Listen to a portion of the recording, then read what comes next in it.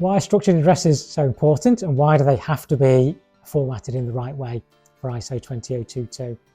So structured addresses are going to become mandatory very quickly, so certainly in the next sort of 12 months in pretty much every major jurisdiction.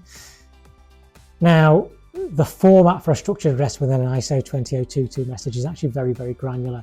So as an example, there's separate lines for the number of a house or the number of an apartment or the floor in a building. There's a separate line for the department within a big organization.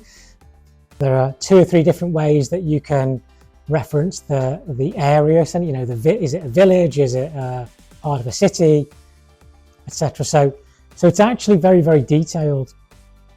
And where the complexity comes in is that every bank and every scheme, it has a different way of looking at that data. So to make sure you're sending the data in the right way, you have to know what banks you're using, where they're sending it to, and you have to know what format they're expecting to have this data in. And that's why getting that data right is so important, because even if you've got the right piece of data but you put it in the wrong place, then that payment will fail because it's not where the bank was expecting it to be. How do you deal with all the differences between banks when you're doing an ISO 20022 migration?